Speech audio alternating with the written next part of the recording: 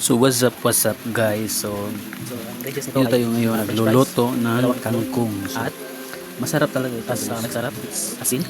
Ito yung literal na adobong kangkong. Kung saan ang ingredients ay crispy fry, dalawang itlog, magic sarap at asin. At saka kangkong. So ito na yun, niluluto na natin. So, maganda talaga siya sa katawan. So, lalo na yung fiber niya. Ito na. So, malapit na maluto. So, ngayon, luto na. So, kainin na natin ang adobong kangkong. So, ating titikman. Okay. Ito.